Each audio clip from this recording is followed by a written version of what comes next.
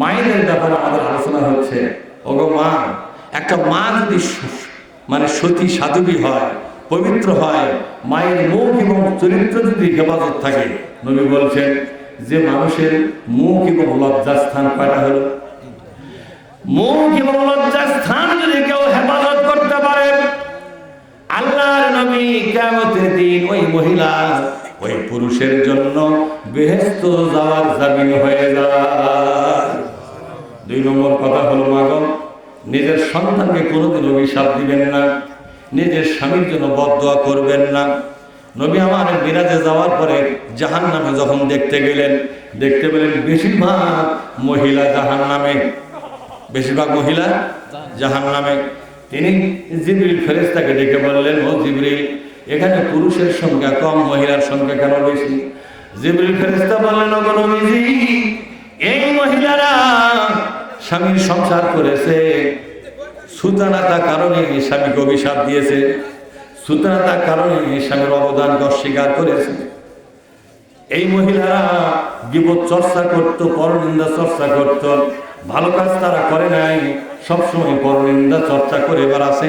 এই জন্য আল্লাহ তাআলা তাদেরকে জাহান্নামে দিয়েছে। জোরে কর নাউযুবিল্লাহ, আরো জোরে বলেন নাউযুবিল্লাহ। ভাইরা, 2 নম্বর কারণ হলো, আরে এমন জাতের পোশাক পরেছে যে জাতের পোশাক পরার কারণে রাস্তাঘাটের মানুষেরা পাগলের মতো তাকায় ছিল ওই মহিলার দিকে। এরকম আছে না নাই? জোরে কর। এরপরে তারা গহনা করত, কঙ্কন করত, রাস্তা দিয়ে চলতে চুরির শব্দ হতো। কিসের শব্দ? জোরে কর। চুরির শব্দ হতো। প্রসাধনী ব্যবহার করত, সুগন্ধি ব্যবহার করত রাস্তা দিয়ে চলার জন্য, আজকে সৌন্দর্য ধারণ করত মানুষকে দেখাবার জন্য। এই কারণে আল্লাহ পাক এই নারীদেরকে জাহান্নামে দিয়েছে। শুধু তাই নয়, অন্য মানুষের সাথে থেকে সন্তান পেটে এসেছে, এই সন্তানকে স্বামীর সন্তান বলে চালিয়ে দিয়েছে। এরকম আছে না নাই? জোরে কর। এই সন্তানকে স্বামীর সন্তান বলে চালিয়ে দিয়েছে। এই কারণে এই মহিলাদেরকে জাহান্নামে দেওয়া হয়েছে। আর একটা কারণে জাহান্নামে গেছে মহিলারা, স্বামীর সাথে কথায় কথায় তর্কাতর্কি করে। এরকম আছে না নাই? জোরে কর। স্বামীর সঙ্গে তর্কের যুদ্ধে লেগে যায়, স্বামীর বংশ তুলে গালিগালাজ করে, তুই খারাপ, তোর মাও খারাপ, তোর বাপ খারাপ, তোর 14 গোষ্ঠী খারাপ, তোর গ্রামের লোক খারাপ, বলে কি বলে না? জোরে কর। এইভাবে করে স্বামী তার সংসার, তার পরিবার, তার জ্ঞাতি গোষ্ঠী 14 গোষ্ঠী শুদ্ধ গালিগালাজ করার কারণে আল্লাহ তাআলা ওই মহিলাকে জাহান্নামে দিয়েছে। ও নবীজি, কোন মহিলা জাহান্নাম থেকে বাঁচতে পারে, জান্নাতে যেতে পারে?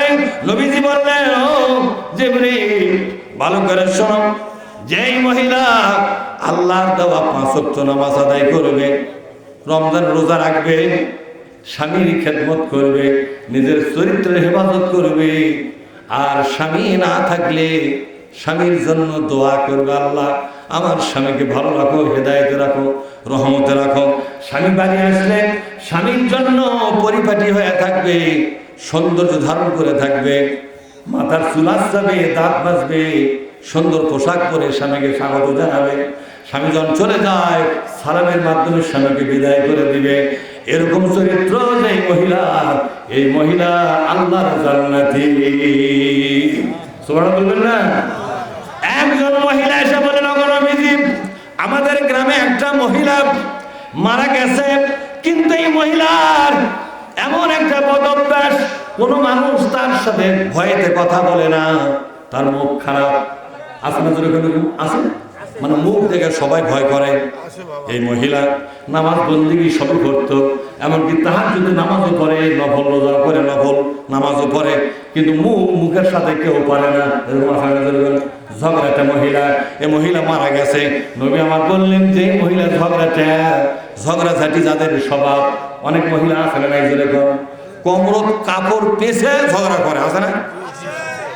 নবী আমার বলেন, যতই ইবাদত করুক, যতই ফরজ নামাজ, সুন্নত নামাজ, নফল নামাজ পড়ুক, যতই দান খয়রাত করুক, যতই আপনার নফল রোজা, ফরজ রোজা করুক, যতই পর্দা মেনে চলুক, এ ঝগড়াঝাটি করার এই স্বভাব যদি এরা সত্য হয়ে থাকে, রে মহিলা সাহাবী, ভালো করে জেনে রাখো, ওই মহিলা জাহান্নামী। নাউযুবিল্লাহ বলবেন না? কয়েকদিন পর আর একটা এলাকার মানুষ এসে বলল, গো নবীজি, আমাদের এলাকায় আর একটা মহিলা মারা গেছে। এই মহিলা শুধু ফরজ নামাজ পড়তো, ফরজ রোজা করতো, কিন্তু নফল নামাজ নফল রোজা তেমন একটা করতো না। যাকাত দিত, তেমন একটা দান খয়রাত করতো না। কিন্তু এই মহিলার মধ্যে একটা গুণ ছিল, গোটা গ্রামের মানুষেরা, বিশেষ করে মহিলারা তার সাথে কথা বলে কলিজায় শান্তি পেত। কোনদিন কারো সঙ্গে ঝগড়াঝাটি করে না, সবাইকে ভালোবেসে গেছে। কিন্তু শুধু ফরজ নামাজ পড়েছে, ফরজ রোজা করেছে, মানে ফরজ ছাড়া সুন্নত নফল তেমন একটা করার সুযোগ হয় না। নবীজি, এই মহিলার ব্যাপারে আপনার কি মতামত? এবার নবীজি বললেন, এবাদত একটু কম করেছে, কিন্তু ফরজগুলো তো ঠিক ছিল। ফরজগুলো কিন্তু ঠিক ছিল। ফরজগুলো যেহেতু ঠিক ছিল, এবাদত একটু কম, কিন্তু মেয়েটি, মহিলাটি, এই জবানটা গোটা গ্রামের লোক সুন্দরভাবে তার ব্যাপারে প্রশংসা করে। তিনি চলে যাওয়ার পর গ্রামের লোক কান্দে আর বলে, এত ভালো মানুষটা চলে গেল। এই ঘটনা যদি সত্য হয় রে সাহাবীরা, আমি নবী সাক্ষী দিয়া গেলাম এই মহিলা জান্নাতি। ও মায়েরা, বোনেরা, যে কয়টা আলোচনা করলাম, এই কয়েকটি আলোচনাকে ধারণ করবেন, লালন করবেন, পালন করবেন। আশা করা যায় আপনার মরণের পরে নাজাতের ফায়সালা হবে। যেরকম আশা করা যায় না?